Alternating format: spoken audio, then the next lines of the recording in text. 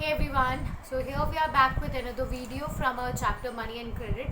तो पिछले video lecture में हम लोगों ने इस चैप्टर को जहाँ स्टार्ट किया था और हमने इसके बेसिक स्ट्रक्चर के बारे में समझा था कि मनी एक्चुअली फंक्शन में कैसे आया था, क्या पुराना सिस्टम यूज़ किया जाता था, फिर उस पुराने सिस्टम को अपग्रेड करके हम लोगों ने कैसे मनी इन्वेंट किया था। तो पूरी एक ओवरऑल स्टोरी हम लोगों ने समझ ली है ना। तो इस चैप्टर के अंदर, इस पर्टिकुलर वीडियो के अंदर हम इस पूरे चैप्टर को कंप्लीट डिस्कस कर लेंगे, ठीक है। तो थोड़ा सा पीछे से रिकॉल कर लेते हैं कि हम लोगों ने प्रीवियस क्लास में क्या पढ़ा था। तो हमारा चैप्टर जैसे स्टार्ट होता है मनी से। So we will talk specifically about the very first term, money होता क्या है। तो आपको बहुत अच्छे से पता है money is something that is used as a medium of exchange. अगर आपसे एक मानो वन वर्ड क्वेश्चन में भी पूछा जाता है कि मनी क्या होता है, तो आप बहुत अच्छे से समझा सकते हो कि money is a medium of exchange, है ना। मनी को हम as a medium of exchange use करते हैं। हमें कोई भी सामान चाहिए, कोई भी गुड्स एंड सर्विसेज चाहिए, तो उसको हमें मतलब अगर उसको हमें ख़रीदना है, हमारे लिए हमें यूज़ करना है, तो उसके लिए हमें लोगों को क्या देना पड़ेगा, मनी देना पड़ेगा, है ना। पूरी मार्केट एक्टिविटीज़, आप लोग ने 10th स्टैंडर्ड के स्टूडेंट्स ऑफ कोर्स, तो आप लोगों को पूरी मार्केट एक्टिविटी समझ आती होगी कि कहाँ पे बायर होता है, कहाँ पे सेलर होता है, और ये दोनों आपस में जब अपनी चीज़ों को एक्सचेंज करते हैं, ठीक है। तो as a medium of exchange वो किसे यूज़ करते हैं, मनी का। Okay, so importance of money तो आपको बहुत अच्छे से पता है कि एनीवन जिसके पास मनी है, जिसके पास पैसा है, वो कुछ भी खरीद सकता है ना। मतलब like he can exchange it for any commodity he wishes to buy. Okay, so everyone prefers to receive payment in money and then exchange money for different things we want, ठीक है। मतलब सबको आपको अच्छे से पता है कि हम लोग जो ये पेमेंट के लिए हम लोग किसका यूज़ करते हैं, मनी का यूज़ करते हैं। आप अगर किसी शॉपकीपर को जा करके आप जो है अपने किराने का सामान लेकर के आते हैं, किसी केमिस्ट के पास अगर आप जाते हैं, बेकर वगैरह किसी के पास भी अगर आप जाते हो, तो ठीक है, वो आप अगर उनको पेमेंट अगर आप मनी में देते हो तो वो लोग भी खुश होते हैं।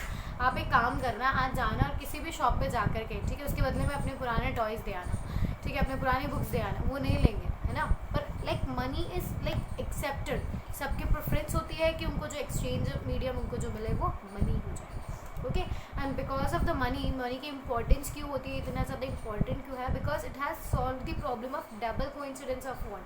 अब डबल कोइंसिडेंस ऑफ वांट वाली चीज़ तो हम पहले ही समझ चुके हैं, है ना, कि जब एक बायर और एक सेलर, ठीक है, दो पर्सन जब अपनी कमोडिटीज़ को एक्सचेंज करने के लिए एग्री हो जाते हैं, ठीक है, like this person wants to take bananas in exchange of books, so this is fine ना। दिस इज़ उनका एक बोलते हैं एक ट्यूनिंग बन गई है, उनके बीच में एक अंडरस्टैंडिंग बनी है कि हाँ, मैं अपने इस सामान को देने को रेडी हूँ और आपसे इस प्रोडक्ट को खरीदने को रेडी हूँ इस एक्सचेंज में। तो that was double coincidence of, double मतलब दोनों साइड से, ठीक है, पर्सन ए और पर्सन बी दोनों के साइड से एग्रीमेंट हो जाता है स्पेसिफिक वांट्स को लेकर के, तो उसे डबल कोइंसिडेंस ऑफ वांट कहा जाता है। तो जब हम बार्टर सिस्टम के अंदर चले जाते हैं बेटा, तो बार्टर सिस्टम के अंदर एक बहुत बड़ी प्रॉब्लम थी, ठीक है। बार्टर सिस्टम में हमें क्या चाहिए होता है, डबल कोइंसिडेंस ऑफ वांट चाहिए होता है अगर हमें एक्सचेंज करना है, तो वो पॉसिबल नहीं हो पाता, ठीक है। अब बहुत मुश्किल होता है कि इतने बड़े मार्केट प्लेस के अंदर एक ऐसा ही पर्सन ढूंढना जो हमसे मतलब क्या बोलते हैं, हमारी नीड्स को भी सेटिस्फाई करेगा और हमसे हमारा ही सामान खरीद लेगा, है ना। सो इस पूरी प्रॉब्लम को एलिमिनेट करने का काम कौन करता है, money, and that is why money is accepted as a medium of exchange, ठीक है। हम पुराने टाइम पे जाते हैं तो हम लोगों ने बहुत सारे मतलब अगर as a medium of exchange में मनी की बात करूँ, तो उससे पहले भी अगर मैं बात करूँ तो लोगों ने बहुत सारी चीज़ों का यूज़ करना स्टार्ट किया था। मनी से पहले वो मतलब चीज़ों को बेचते थे, फिर वैल्यूएबल चीज़ों को वो यूज़ करने लगे, है ना। तो ये सारी चीज़ें हम लोगों ने प्रीवियस क्लास के अंदर डिस्कस कर ली थी। तो बेसिकली हमारे पास एक 5 मार्क का क्वेश्चन यहाँ पे आ जाता है कि why is money accepted as a medium of exchange, and trust me, it is one of the most easiest answer that you will be one of the most easiest question that you are going to see in your board examination, and it comes, इसकी possibilities 80 to 90% होती है कि ये 3 mark का question या 5 mark का question generally मिल जाता है ना। तो money as a medium of exchange क्यों यूज़ किया जाता है, so money is accepted as a medium of exchange because it मतलब लाइक हम लोग एज एन इंटरमीडिएट, इसकी खुद में एक वैल्यू होती है। अगर मैं यहाँ पे 100 रुपये का नोट रखूँ, 1000 रुपये का नोट रखूँ, तो उसकी खुद की एक वैल्यू है ना, ठीक है। उस पर जो प्रिंटिंग हमने कर रखी है उसकी एक वैल्यू होती है, और उस वैल्यू के बदले हम कोई भी सामान या फिर कोई भी सर्विस खरीद सकते हैं। Basis of time and place की अगर मैं बात करूँ, तो अगर हमें कहीं पे भी ट्रैवल करना है, एक प्लेस से दूसरे का मतलब मूव करना है, अब इंडिया में ऑल ओवर अगर मैं कहीं भी जाती हूँ तो मुझे रुपीज़ के बदले में, ठीक है, मैं आराम से खाना, मतलब ट्रैवल एक्सपेंसेस हुए मेरे, चाहे अकोमोडेशन के एक्सपेंसेस हुए, मुझे कुछ भी ख़रीदना है, शॉपिंग वगैरह करनी है, तो उसके बदले मैं आराम से मनी दे सकती हूँ। इवन अगर मैं आउटर कर वर्ल्ड में, मतलब आउट ऑफ इंडिया भी जाती हूँ, तो वहाँ भी money as a medium of exchange accept किया जाए। करेंसीज अलग होती है बट है तो मनी ही ना, ठीक है। सो लाइक बहुत पुराने टाइम से हम बहुत अच्छी अच्छी वैल्यूएबल चीज़ों को यूज़ करते आ रहे हैं, पर इन सभी को सॉर्ट आउट करके एक बहुत ईजी जो एक्सचेंज का मीडियम अभी डेवलप होकर के आया है, दैट इज़ मनी। ओके, तो मनी फैसिलिटेट करता है हमको मल्टीलैटरल ट्रेड को। मल्टीलैटरल ट्रेड मतलब मुझे, जैसे for example I am a person sitting in India, ठीक है, मुझे जाना है, मुझे कहीं से, मतलब लाइक मैंने यूरोप जाना है और यूरोप से मुझे कुछ बहुत सारे सामान खरीद के लेके आने हैं अपने बिजनेस के लिए, मतलब लाइक एक पर्टिकुलर स्पेसिफिक आइटम नहीं, मुझे 4-5 चीज़ें लेकर के आनी है। अब ऐसा तो नहीं होगा ना कि मैं पहले एक के पास जाऊँगी, उससे कुछ अपना सामान, मतलब बार्टर सिस्टम होता तो सोचो कितनी प्रॉब्लम होती कि मैं 5 पर्सन के पास जाती हूँ, उनको अलग अलग मैनर में, मतलब डबल कोइंसिडेंस ऑफ वांट हमें चूज़ करना पड़ता। पर where it comes to money, simple होता है कि एक ट्रांजेक्शन क्या पेमेंट हो गया, दैट्स इट, है ना। So it is a medium of exchange, और इसका मतलब ही यही होता है that everyone is going to accept it. Okay, तो आप चाहे आपको गुड्स खरीदने हैं, आपको सर्विसेज खरीदनी है, आपको कुछ भी रेंडर करना है, एजुकेशन हुआ, तो आप खुद सोचो ना, मल्टी आपके एजुकेशन एक्सपेंसेस हुए, ट्रैवल एक्सपेंसेस हुए, हमें अगर मेडिकेटेड हमें कुछ चाहिए तो हम किसी भी चीज़ के लिए, है ना, हम एज अ मनी को ही यूज़ करते हैं। मनी सभी फील्ड्स में यूज़ किया जाता है। It gives us economical freedom, मतलब हमें किसी चीज़ पर डिपेंडेंट नहीं होना पड़ रहा, ठीक है, कि वो हमें, मतलब लाइक कोई चीज़ हमें मिलेगी तो उसके बाद में हम ट्रेड कर पाएंगे, बिजनेस कर पाएंगे, ठीक है। मनी हमें इतना इंडिपेंडेंट कर देता है, हमारे पास अगर मनी होता है, स्पेशली द करेंसी जो है हमारे पास, वो हमें ईजिली बिजनेस करने देती है। ओके, सो इकोनॉमिकल फ्रीडम मिलती है हमें मनी से। Like don't get it anything, मतलब बहुत ऐसा नहीं होना चाहिए तुम्हारे दिमाग में, जितना तुम इसको ईजी ले लो ना कि यार क्या हम पढ़े जा रहे, तो उतना ईजी भी इसको मत लेकर के समझो। बहुत इंपॉर्टेंट क्वेश्चन, और यहाँ से एक एक टर्म के ऊपर क्वेश्चन बन जाता है that how is money facilitating multilateral trade. तो अगर आपको अलग अलग चैनल्स पे, अलग अलग पैनल के ऊपर भी आपको अगर बिजनेस करना है, तो सबके अंदर money as a payment mode accept किया जाएगा। तो यहाँ से आपको बेसिक पॉइंट समझ में आ गए। आपने क्या समझा, एक मनी के बारे में समझा, तो what is money and what is the importance of money we have discussed. Okay, so उसके बाद में हम लोग role of money in economy अगर मैं बात करूँ, तो ये बहुत इंडिस्पेंसेबल रोल प्ले करता है। इंडिस्पेंसेबल रोल मतलब यार आज की बेसिक लाइफ स्ट्रक्चर में अगर आप सोचो कि इवन अभी हम लोग क्या थे, हम लोग सब आइसोलेटेड थे, फिर भी ऐसा नहीं हुआ ना कि हमें मनी की ज़रूरत नहीं पड़ी। हमें अगर मेडिकल पर, किसी को मेडिकल चाहिए था, हमारे घर पे ग्रॉसरीज वगैरह चाहिए थी, तो ये एक ऐसा पार्ट बन चुका है हमारी इकोनॉमिक और हमारे लाइफ स्ट्रक्चर का कि हम इसको रिमूव ही नहीं कर सकते। हमें किसी भी सेक्टर में कहीं पर भी जाना है, ठीक है, वहाँ पे हमें पैसों की ज़रूरत पड़ेगी। मतलब इतना बेसिकली समझो कि हम कभी कहीं जाते भी हैं, ठीक है, इवन हम स्कूल कोचिंग्स जाते हैं, स्कूल जाते हैं, तो हमारे पेरेंट्स हमें क्या बोलते हैं कि थोड़ा बहुत पैसा लेकर के रखा करो अपने पास, कभी भी काम आ सकता है ना। So it plays a very indispensable role in our life. Okay, उसके बाद में अगर मैं नेक्स्ट बात करती हूँ तो it facilitates the exchange of goods and services. I have told you very well, मतलब ये तो एक हमको फैसिलिटी देता है कि आपको डबल कोइंसिडेंस ऑफ वांट के लिए वेट नहीं करना पड़ेगा। आपको जो चाहिए, आपको जो खरीदना है, वो आप उसको बहुत ईजिली खरीद सकते हो, बेच सकते हो। ओके, आपको कोई भी एक्सचेंज ऑफ सर्विस, अगर आपको कोई भी सर्विसेज वगैरह भी चाहिए हमें, चाहे टीचिंग की बात हो, चाहे आपको किसी लेबर से आपको कुछ घर काम वगैरह करवाना है, या फिर इवन मतलब बोलते हैं ना कि सैलून वाले के पास जाना है, तो वो उसके बदले में आपको सबको क्या देना पड़ेगा, मनी, ठीक है। नीड्स एंड रिक्वायरमेंट्स को हमारी सेटिस्फाई करता है, सॉरी, ये हमारी नीड्स एंड रिक्वायरमेंट्स को सेटिस्फाई करता है। उसके बहुत सारे यूजेस होते हैं, बहुत सारी यूजेस तो आपको बहुत अच्छे से पता है कि एक अगर आपको दे दिया जाए, अगर आपको 5 लाख रुपीज़ दे दिया जाए, अगर आपसे पूछो मैं कि आप क्या क्या क्या क्या कर सकते हो, तो आपके पास एक बहुत अच्छी खासी लिस्ट होगी। शॉपिंग, ट्रैवलिंग, टूरिज्म, ठीक है, मतलब सारे गेम्स वगैरह, इक्विपमेंट्स, बाइक्स वगैरह, सब कुछ आप ला सकते हो। यार 4 to 5 लाख रुपीज़ यार अच्छे से हो सकता है एक्सपेंस, ठीक है, कि कोई बुक्स लाएगा, कोई चॉकलेट्स लाएगा, है ना, बहुत सारी चीज़ें हम इसमें से कर सकते हैं। चलो, तो मनी का कितना ज़्यादा हमारे इकोनॉमिकल यूज़ होता है वो भी हमें अच्छे से हमें पता है। फिर उसके बाद में मॉडर्न फॉर्म ऑफ करेंसी की अगर मैं बात करूँ, तो मॉडर्न फॉर्म के अंदर, करंट फॉर्म के अंदर हम लोग पेपर नोट्स एंड कॉइन्स का यूज़ करते हैं, ठीक है, मतलब इनके बिना तो ट्रांजेक्शन हो ही नहीं सकता है। ओके, आजकल ठीक है डिजिटल करेंसी है हमारे पास, इवन बिटकॉइंस भी बहुत सी कंट्रीज़ में लीगल हैं, हमारी कंट्री में इलीगल है, पर ठीक है, these are some kind of digital currency हम यूज़ करते हैं। पर बहुत बेसिक अगर हम चले जाते हैं, अगर आज भी हमें 1 रुपये की टॉफ़ी खरीदनी है, तो हमें क्या चाहिए, है ना, पेपर करेंसी या फिर कॉइन्स का ही हम यूज़ करते हैं। तो सबसे बेसिक जो है अभी भी वो paper notes and coins coins ही हैं। फिर उसके बाद में अगर मैं बात करूँ तो पुराने टाइम पे ट्रेडिशनल फॉर्म्स के अंदर गोल्ड, सिल्वर और कॉपर के जो कॉइन्स हुआ करते थे उनको भी यूज़ किया जाता था, ठीक है, as a source of media. मतलब आप अगर इसको समझते हो तो हमारे इंडिया में काफ़ी राजा वगैरह रहे ना, तो उन राजाओं वगैरह ने करेंसीज जो थी उनकी वो किससे बना करती थी, गोल्ड, सिल्वर। मतलब आई उस ठीक है, एक ऐसी स्टोरी भी हम लोगों ने पढ़ी थी यार, मतलब ये इंडियन कल्चर के अंदर ऐसा हुआ है कि कोई राजा थे, ठीक है, वो गोल्ड सिल्वर जो था मतलब वो इतना कॉमन था उन लोगों के टाइम पे कि वो अपने घरों में अगर कोई मेहमान आते थे तो उनको स्टील के, आयरन के, इनके तांबे वगैरह होते ना, इनके बर्तनों में खिलाया करते थे, ठीक है। और इवन जो बेगर्स वगैरह होते थे वो गोल्ड और सिल्वर में खाया करते थे। मतलब उसके आप समझ रहे हो कि लोगों के बीच में वैल्यू नहीं थी उस टाइम पे गोल्ड और सिल्वर के, इतना ज़्यादा हुआ करता था। पुराने टाइम पे ट्रेडिशनल फॉर्म के अंदर यूज़ किया जाता है। And trust me I tell you the name of some ruler also, I am forgetting the name right now.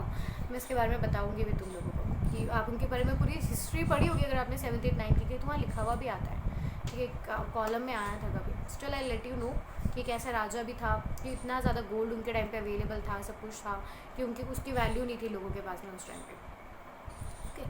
तो why currency is accepted as a medium of exchange, सबसे important question. ये तो question मतलब बार बार आपको repeatedly मिलने वाला है कि मनी क्यों एक्सेप्ट किया जाता है as a medium of exchange. तो इसे एक्सेप्ट भी क्यों किया जाता है, क्योंकि इसके मल्टी पर्पजेज हैं, इस वेल इसको मतलब इसको वैल्यू क्यों दी गई है। जब हमारे पास गोल्ड, सिल्वर, हमने इनकी भी बात करी कि हमारे पास पहले इतना बल्क में भी हुआ करता था, ठीक है। तो अब ये एक्चुअली यूज़ किया जाता है just because it is accepted, like it is authorize by the government of India. ये हमें गवर्नमेंट ऑफ इंडिया ने, अब जैसे होता है ना कि ठीक है, जो राजा ने बोल दिया था पहले प्रजा मानती थी, उसी तरीके से आज हमारी गवर्नमेंट ने, आज हमारे कॉन्स्टिट्यूशन ने इसे आइडेंटिफाई किया हुआ है कि as a medium of exchange आपको इसे यूज़ करना पड़ेगा। तो हम तो रह गए डेमोक्रेसी वाले हैं, चुपचाप शांति से हम लोगों ने हमारी गवर्नमेंट की बात मान ली और हम इसको as a medium of exchange use करते हैं। तो law legalizes the use of rupee as a medium of payment. ये लीगल है, ठीक है, इलीगल नहीं है। और अगर कोई इसका काम मतलब इसको क्या बोलते हैं, अगर इसको यूज़ नहीं करता as a medium of exchange, अगर वो डिनाई कर देता है पेमेंट्स एंड रुपीज़, ठीक है, तो even he can be suite. Remember this is very important. अगर कोई भी पर्सन मनी में पेमेंट लेने से मना कर देता है तो he can be sued, okay. No individual in India can legally refuse to make a payment and rupees, okay. This is what you need to know. So now monetary system adopted in India. अब India के पास क्या money वाला system चलता है तो वो देखते हैं हम लोग। पेपर करेंसी है हमारे पास में, वेरी गुड, स्टैंडर्डाइज करेंसी है हमारे पास, रुपीज़ हमारी करेंसी है। लीगल वैल्यू होती है, हर एक नोट के ऊपर, हर एक कॉइन के ऊपर अपनी खुद की एक वैल्यू होती है, ठीक है। आरबीआई जो है वो इन करेंसी नोट्स को इशू करती है एंड एक्सेप्ट 1 रुपी नोट्स और 1 रुपी कॉइन्स जो होते हैं, except the 1 rupee notes and every coin की अगर मैं बात करूँ तो मिनिस्ट्री ऑफ फाइनेंस और गवर्नमेंट ऑफ इंडिया इशू करती है। तो you have got a basic structure. तो ये सब पुराना ही था जो अभी तक हम लोग समझते आ रहे थे कि मॉनेटरी सिस्टम इंडिया में एक्सेप्ट हुआ है, हम लोग रुपीज़ को एक्सेप्ट करते हैं, पेपर करेंसी एक स्टैंडर्ड वैल्यू भी हम लोग यूज़ करते हैं। और लीगली अगर मैं बात करूँ, ठीक है, लीगल मैनर में हमने इसको ऑथराइज़ करवा रखा है कि अगर कोई भी पर्सन इसको अगर मतलब डिसरिस्पेक्ट करता है then he can be sued, okay. Currency notes हैं, कॉइन्स है हमारे पास, तो करेंसी नोट्स को इशू करने वाला आरबीआई है, बनाने वाला आरबीआई है, ठीक है। और कॉइन्स तो ऑफकोर्स मिनिस्ट्री ऑफ फाइनेंस करते हैं। पर एक बहुत इंपॉर्टेंट चीज़ और अच्छी सी चीज़, आपने कभी अपने पेपर नोट्स को देखा है ना, आज भी जाके देखना, वो बनता कैसे है पता है, या हमारे इंडिया के अंदर हम कितना पैसा छाप सकते हैं, ठीक है। This could be a very important question, you should know कि हम कितना मनी छाप सकते हैं। हमारे पास एक लिमिटेशन होती है कि हम बहुत ज़्यादा मनी नहीं छाप सकते, ऐसा कुछ नहीं होता, ठीक है। हमारा जो वर्ल्ड बैंक होता है या हम लोग बात करें जनरली, वो हमें मिनिमम करेंसी के लिए बोलता है, हम मैक्सिमम कितनी भी करेंसी छाप सकते हैं, हमारे ऊपर उस पर कोई भी लिमिटेशन नहीं होती है, ठीक है। तो एक बहुत इंपॉर्टेंट क्वेश्चन आ जाता है हमारे पास में कि हम लोग जो ये करेंसी नोट्स छापते हैं, करेंसी नोट्स बनाते हैं, हमें क्या मैकेनिज्म इसके अंदर फॉलो करना होता है, कितने अमाउंट के अंदर, कितने वैल्यू के अंदर हमें इन करेंसी नोट्स को छापना होता है, ठीक है। और इसके अंदर जो चीज़ें यूज़ की गई है वो सब क्या होती है। So make a research about this, try to learn about this. और फिर भी अगर नहीं मिलता है तो मुझे कहीं कमेंट सेक्शन में बता देना, ठीक है। There we will discuss. Important क्या था, करेंसी नोट्स कितने छापे जाते हैं, क्या बेसिस होता है करेंसी नोट्स के छापने के लिए, और जो मटेरियल इनके अंदर यूज़ किया गया है ना, वो कहाँ से आता है, क्यों आता है, कैसे आता है, वो चीज़ हमें समझ लेंगे। अब रिज़र्व सिस्टम की बात हुई है, ठीक है। तो रिज़र्व सिस्टम की अगर मैं बात करूँ तो system of government see the system governing note issuing is a minimum serving system which means that we have to keep a reserve of 200 crores. वही चीज़ अभी जो मैंने वर्ल्ड बैंक वाली बात आपको बताई है ना, कि हमारे पास मैक्सिमम करेंसी छापने के लिए कोई भी हमारे पास नॉमिनेशन नहीं होते कि हमको इतनी ही छाप सकते हैं, इससे ज़्यादा नहीं छाप सकते। अपनी मर्जी है, कंट्री अपनी इंडिपेंडेंट है, वो कितने भी नोट छाप सकते हैं। तो ऐसा आपको सोचना नहीं आता कि यार क्या करना है, बहुत सारी करेंसी छाप दो, सबके पास पैसा होगा है ना। बेगर के पास भी अगर आप बहुत सारे उसको बंडल ऑफ मनी इशू करके दे देते हो तो वो भी बेगर नहीं रहेगा। तो हम बहुत ज़्यादा करेंसी क्यों नहीं छापते, बस मिनिमम हमें पता चल गया कि हमें कम से कम, ठीक है, 200 का ये करोड़ जो मनी होता है वो हमारे मार्केट में सप्लाई होना ही चाहिए। इतना तो हमारे मार्केट में ट्रांजेक्शन में होना ही चाहिए। ये हमें सेंट्रल बैंक ने परमिट किया हुआ है, एक एक्सटेंड दी हुई है मिनिमम एक्सटेंड कि आप इसको आपको कम से कम इतना मिनिमम में तो आपको मतलब क्या बोलते हैं, पब्लिश या प्रिंट करना ही पड़ेगा, ठीक है। और मैक्सिमम पे इस पर कोई भी लिमिटेशंस नहीं होती है, क्यों वो आपको खुद को फाइंड आउट करना है। And I want the answers in the comment sections. Okay, इसके बाद हम लोग आ जाते हैं नेक्स्ट टॉपिक पे कि अब बैंक का क्या रोल होता है। जब अब हम लोग आरबीआई सुनने लगे हैं तो ये आरबीआई नाम की कौन सी चीज़ है, बैंक क्या चीज़ होती है, हमें वही समझना है। तो बेटा जब मैं बैंक पे आती हूँ, just minute, I am not liking it, okay, है ना, अभी से लग रहा है। तो जब हम बैंक पे आते हैं तो रोल ऑफ बैंक हमारी इकोनॉमी में बहुत ज़्यादा इंपॉर्टेंट है, क्योंकि हमें ये सेफ़ कस्टडी प्रोवाइड करता है। सेफ़ कस्टडी की अगर मैं बात करूँ तो अगर मुझे मेरे पास कुछ सरप्लस अमाउंट ऑफ मनी है ना, तो अगर मैं उसको घर में रखूँगी तो थोड़ा सा रिस्क रह सकता है कि यार पैसा घर में पड़ा है, चोरी वोरी होगी तो सब कुछ लॉस्ट हो जाएगा, है ना।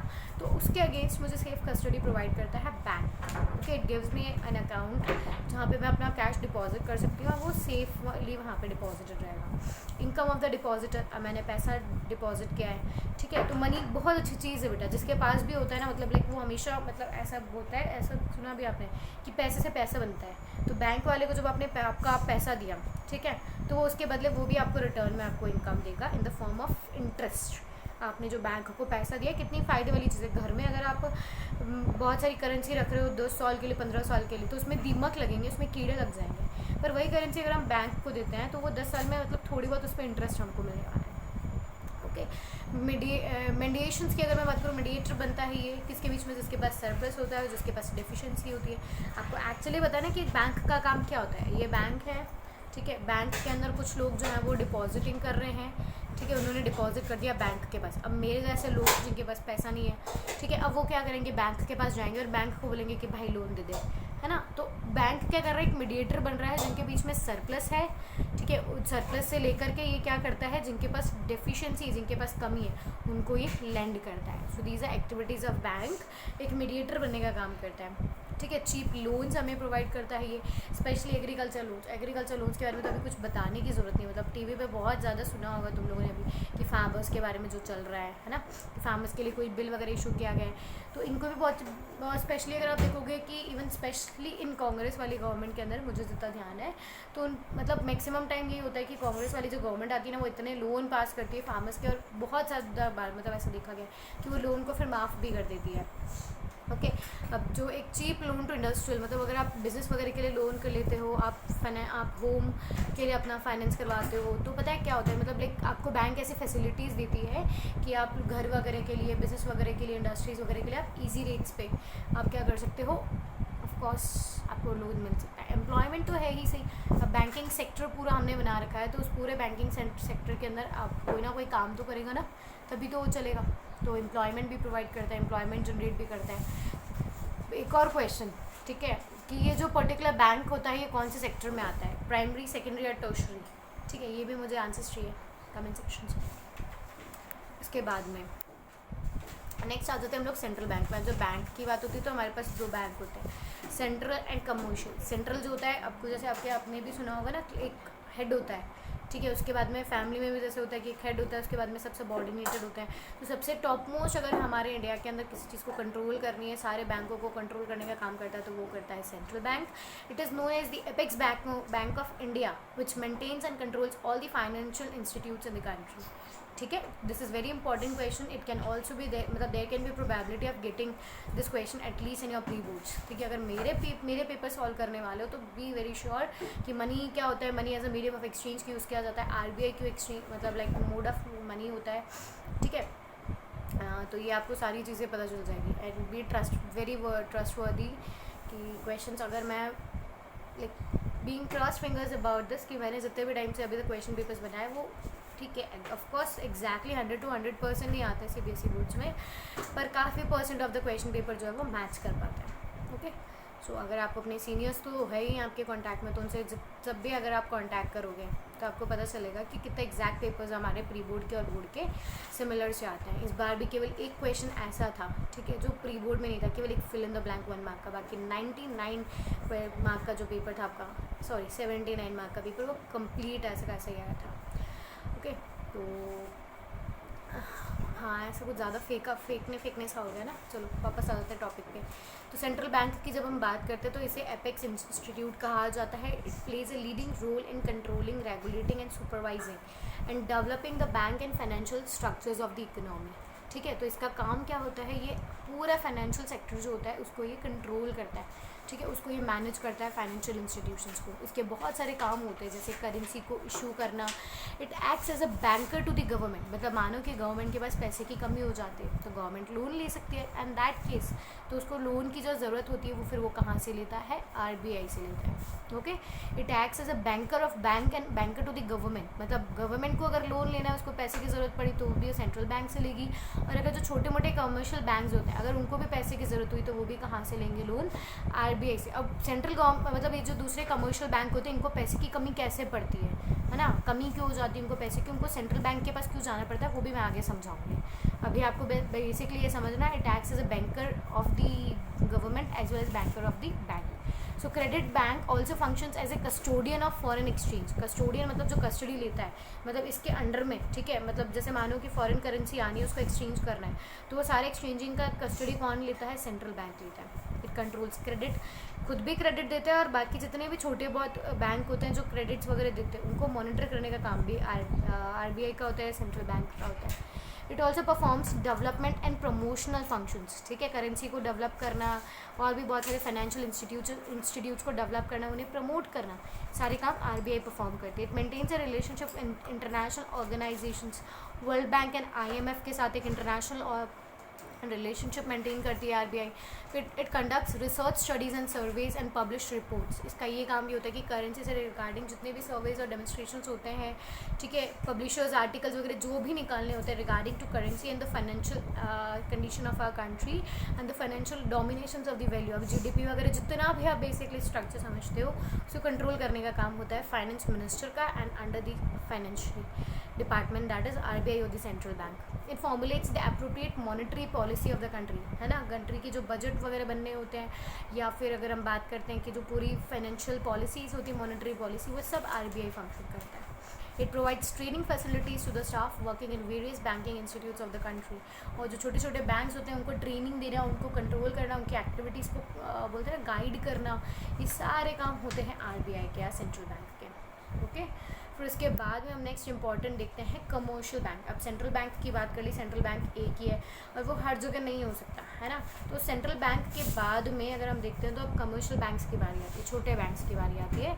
तो अब छोटे बैंक से आपको बस इतना से यहाँ पे डेफिनेशन तो जनरली नहीं आती है, तो इसके अंदर आपको बस यही पता होना चाहिए कि ये ठीक है काइंड ऑफ बैंक होते हैं जो डायरेक्टली कॉन्टैक्ट में होते हैं पीपल के। RBI के पास अगर मैं आ जाऊँ कि मुझे लोन दो तो वो मुझे लोन नहीं देने वाली of course, but if I go to any commercial bank और रिक्वायर्ड डॉक्यूमेंट्स के डॉक्यूमेंटेशन अगर मैं कंप्लीट करती हूँ तो मुझे कमर्शियल बैंक लोन दे देंगे। तो जो डायरेक्ट कॉन्टैक्ट में होता है ना, वो बैंक कौन से होते हैं, commercial banks. So it deals with money, it accepts deposit and advancement of loan.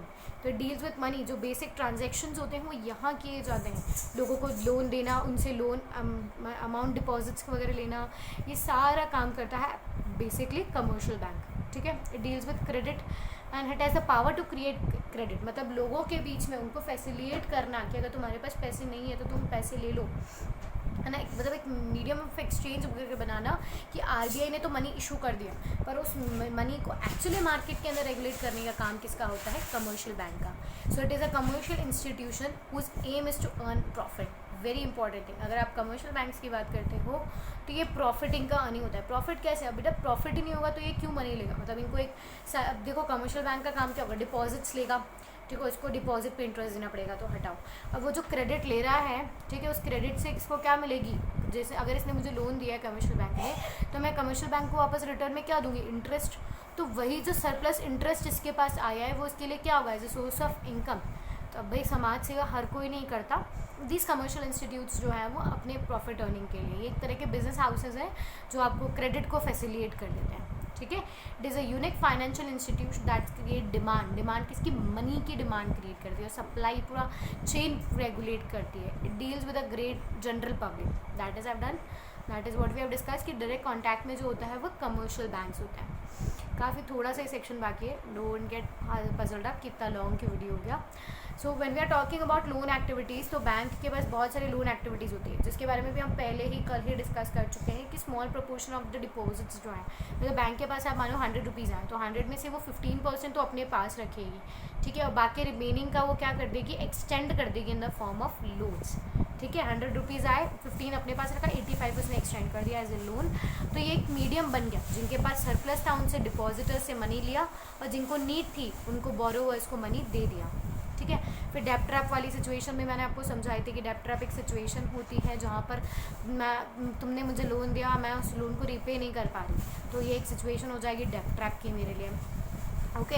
तो role of credit in development, अब जब हमने बात कर लिया रोल का कि मतलब क्रेडिट क्या होता है, तो हम क्रेडिट जब समझ सकें, मनी पूरा पढ़ लिया, क्रेडिट पे आ जाता है। तो क्रेडिट का क्या इंपॉर्टेंट काम होता है? ये डेवलपमेंट के लिए बहुत ज़्यादा ज़रूरी होता है बेटा, क्योंकि ऐसा नहीं है कि हम जिस इकोनॉमी में स्पेशली रह रहे हैं, ठीक है, अब जब स्पेशली हम लोग इंडिपेंडेंस के पूरे उस एरा से बात करते हैं ना बेटा, तो हमारे साथ एक बहुत बड़ी प्रॉब्लम सी रही है कि हमारी कंट्री में हर एक पर्सन इंडिपेंडेंट, मतलब हर एक पर्सन के पास बहुत पैसा नहीं है, ठीक है, तो मतलब वो सेल्फ सफिशिएंट नहीं है। तो सेल्फ सफिशिएंट नहीं है तो कहीं ना कहीं से तो पैसा चाहिएगा ना।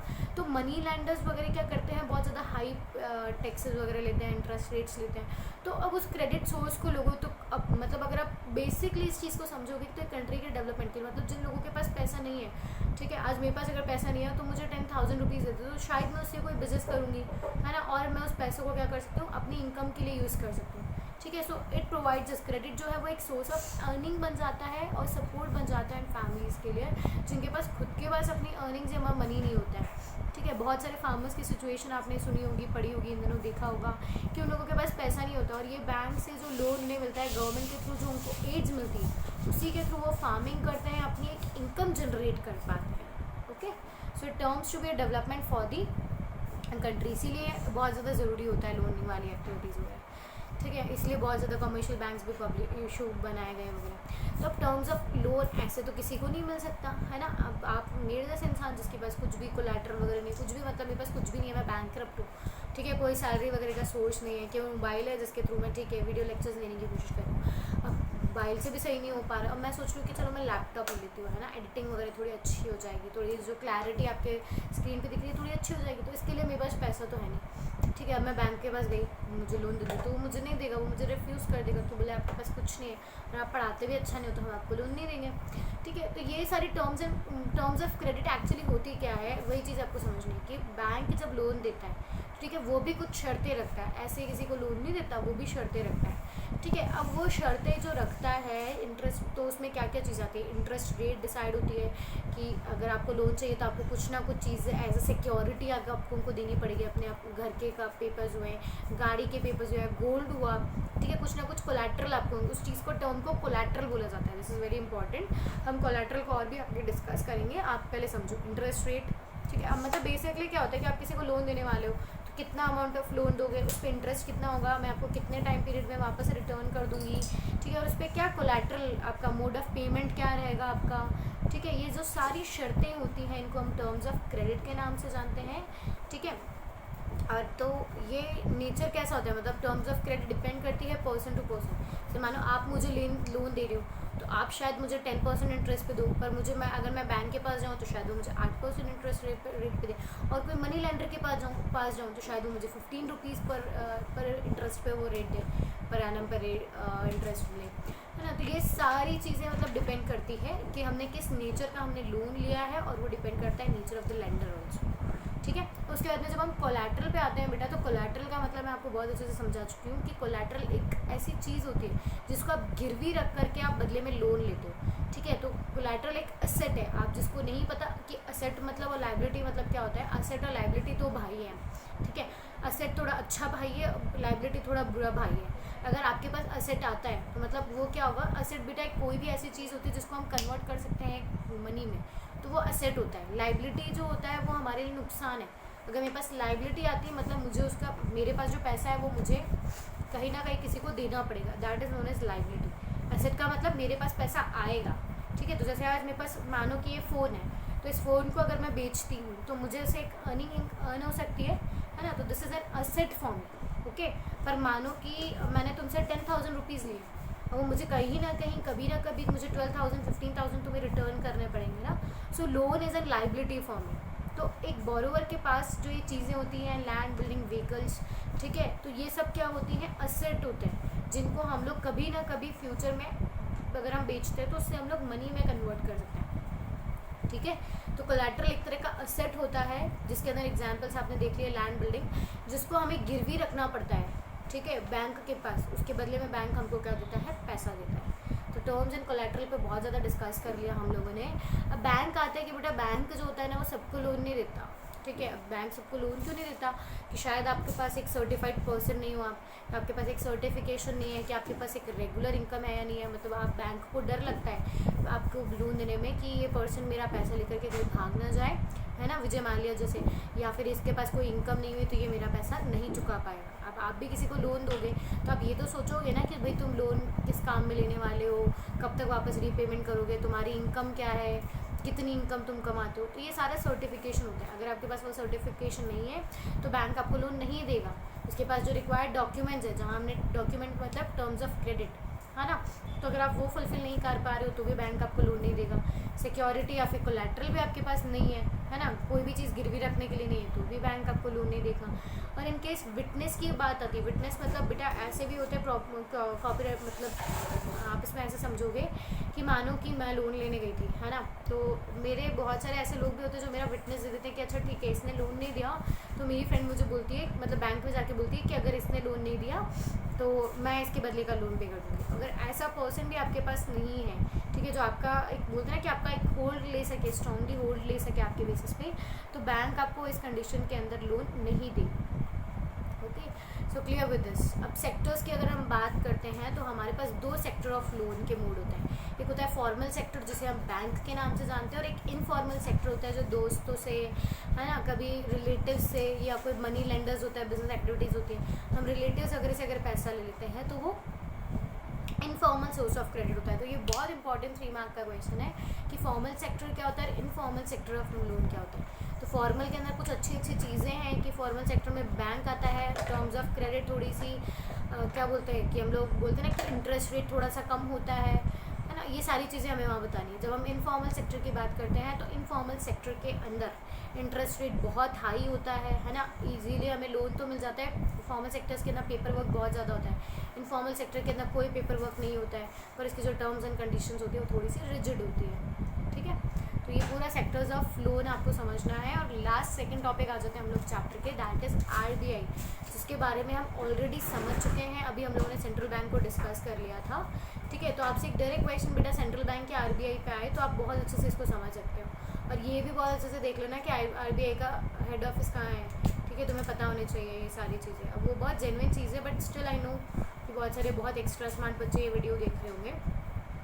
So that is I have made, मतलब एक क्लिक दे देती हूँ तुम्हें कि तुम्हें ये भी चीज़ याद होनी चाहिए। तो आरबीआई का काम होता है कि सेफ डिपॉजिट्स लें, मिनिमम कैलेंस, इसका आरबीआई का फंक्शन होता है कि ये मॉनिटरिंग तो करें कमर्शियल बैंक्स की और उनको फोर्स करें कि आप टोटल डिपॉजिट का 15% रखो। और इस 15% को मैंने तुम्हें सीआरआर और एसएलआर के फॉर्म में समझाया था, है ना, क्रेडिट रिजर्व रेशियो। हर एक बैंक को ज़रूरी होता है कि वो 15% अपने पास स्टोर रखे, ठीक है, डिपॉजिट का, तो उसे बोला जाता है सीआरआर। ये सुपरवाइज करता है बाकी सारे कमर्शियल बैंक को कि उन्होंने किस रेट पे इंटरेस्ट दिया है, कितना इंटरेस्ट दिया है ना, उनको पूरा कंट्रोल करता है, चेक करता है। और चेकिंग पॉलिसी तो अभी हम समझ चुके हैं कि गवर्नमेंट को एक पूरी गाइडलाइंस बताता है मनी वगैरह के रिगार्डिंग। ओके, फिर हम लास्ट टॉपिक यहाँ पे आ जाते हैं बेटा, that is self help group, and this is very important and very मतलब इस चैप्टर में क्या होता है ना कि बच्चे इस चैप्टर को अब एक्चुअली अगर मैं बताऊँ like being in this profession for a long time, तो ये अब यहाँ इस चैप्टर को मनी एंड क्रेडिट में ना बच्चे इतने ज़्यादा मतलब ठीक है थोड़ा सा इंटरेस्टिंग तो मुझे नहीं पता तुम लोगों को लगा नहीं लगा, पर बहुत बेसिक सा चैप्टर मनी आप लोग बहुत अच्छे से खुद भी जानते हो इसके बारे में। तो बच्चे इस चैप्टर को इतना ज़्यादा अंडर एस्टिमेट कर देते हैं और स्पेशली इस टॉपिक के अंदर बहुत जेन्युइनली मिस्टेक करते हैं। तो कुछ लास्ट टॉपिक है, आपको समझना क्या है। हमने फॉर्मल सेक्टर और इनफॉर्मल सेक्टर की बात करी, तो बेटा फॉर्मल सेक्टर ऑफ लोन जो है वो अच्छा होता है, पर हर किसी को फॉर्मल सेक्टर के थ्रू लोन नहीं मिल पाता, इसीलिए उन्हें इनफॉर्मल सेक्टर से उन्हें लोन लेना पड़ता है। तो प्रॉब्लम क्या होती है कि इनफॉर्मल की कंडीशंस हमने देखी कि हाई इंटरेस्ट रेट होता है ना, जो बिहेवियर होता है लेंडर का वो भी अच्छा नहीं होता, ठीक है। तो वो टर्म्स एंड कंडीशन काफ़ी बुरी होती है इनफॉर्मल सेक्टर ऑफ लोन की। तो अब गरीब इंसान जाए तो जाएगा, और हर एक गरीब इंसान के लिए ना तो उसके पास टर्म्स ऑफ क्रेडिट होते हैं और उसके अलावा भी कोलैटरल वगैरह नहीं होता, और हर एक गाँव के अंदर भी क्या बोलते हैं कि बैंक फैसिलिटीज़ अवेलेबल नहीं है। हर गाँव के अंदर बैंक आज नहीं होता है, ठीक है, इवन आज के टाइम पे नहीं है हमारे पास। तो अब क्या हुआ है कि गाँव के लोगों ने स्पेशली ना रूरल पीपल ने इन्होंने जनरली क्या स्टार्ट किया, सेल्फ हेल्प ग्रुप बनाए। अब सेल्फ हेल्प ग्रुप क्या होता है बेटा, जनरली इनका कंपोजिशन होता है 15 to 20 मेंबर्स का, ठीक है। इनका मेन मोटिव होता है कि वो अपनी सेविंग्स कर सकें। अब क्या होता है कि 15 to 20 मेंबर्स जो हैं वो पर मंथ 25 to 100 रुपीज़, ठीक है। वो किसी की मर्ज़ी है कि किसी ने 50 दिए, किसी ने 10 रुपीज़ दिए, किसी ने 100 रुपीज़ दिए, ठीक है। वो एक कैपेसिटी होती है हर एक पर्सन की, उसको कितना डिपॉजिट करना है। तो 25 to 100 रुपीज़ वो मतलब 15 से 20 लोग होंगे, वो एक साथ आएंगे और वो अपनी सेविंग्स को स्टोर करेंगे। वो हर मंथ 25 से 100 रुपये देंगे, ठीक है। अब क्या होता है कि मानो मैं इस ग्रुप की पार्ट हूँ, मुझे लोन चाहिए। अभी हम लोगों के पास टोटल सेविंग 25,000, कितना पैसा इकट्ठा हो गया, 25,000 पैसा इकट्ठा हो गया। अब मुझे रुपीज़ इकट्ठे हो गए। अब मुझे क्या है कि मुझे 10,000 चाहिए, तो मैं यहाँ से इजीली लोन ले सकती हूँ, क्योंकि हम लोगों की ऑलरेडी सेविंग्स में कितना पड़ा था 25,000। पर अब मानो कि मुझे 50,000 या 30,000 की मुझे ज़रूरत होती है, तो अब क्या होगा कि अब आपको एक बहुत अच्छी सी चीज़ समझनी है यहाँ पे कि अगर सेल्फ हेल्प ग्रुप के पास पैसा होता है तो वो मुझे दे देती है, ठीक है। उसने मुझे 20,000 दिए, मानो 30,000 में इन लोगों ने और फंड रेस किया और इन्होंने मुझे 30,000 भी दे दिया। अब मेरी नीड है, डिमांड है मेरी 50,000 की, है ना। मुझे 10,000 भी नहीं चाहिए, मुझे 30,000 भी नहीं चाहिए, मुझे 50,000 चाहिए, और इन लोगों के पास केवल 25,000 है। तो अब ये क्या करेंगे, ये कमर्शियल बैंक के पास जाएंगे और कमर्शियल बैंक के पास अपनी कस्टडी देंगे, ठीक है, कि आप हमारे 25,000 रुपये सबके रखो इन द फॉर्म ऑफ कोलेट्रल। जो 25,000 था ना वो कोलेट्रल के फॉर्म में उन्होंने रखवा दिया, सबका जो पूरे सेल्फ हेल्प ग्रुप का जो पैसा था सेव्ड वो उन्होंने वहाँ पे रखवा दिया बैंक के पास in the form of collateral. वो बोला कि आप इसको रखो, उसके बदले में आप इस इंसान को 50,000 दे दूँ, ठीक है। और अगर ये रीपे नहीं कर पाता है तो हम लोग सभी मिलकर के आपका पैसा रिटर्न करेंगे, ठीक है। तो ये काफ़ी अच्छी चीज़ हुई ना कि जो लोग गरीब होते हैं, ठीक है, तो जो लोग मतलब ऐसे प्रॉपर्ली लोन्स वगैरह को एक्सेप्ट नहीं कर पाते कमर्शियल बैंक से, या जो इनफॉर्मल सेक्टर्स होते हैं वहाँ से भी वो लोन नहीं ले पाते हैं, तो एक बहुत अच्छा एड उनको कहाँ से मिल जाता है, सेल्फ हेल्प ग्रुप के through, okay. So that was it for today's video where we have discussed completely about money and credit, okay. तो इसमें से एक दो चीज़ें मैंने आपको याद, थोड़ा सा इंटरेस्टिंग भी वही है इस चैप्टर के अंदर कि एक्चुअली मनी कितना प्रिंट करना है आपको नहीं पता होता है ना। तो आप एक बार उसके बारे में आराम से ढूंढना, आपके बारे में अच्छे से समझना, ठीक है। Thank you everyone.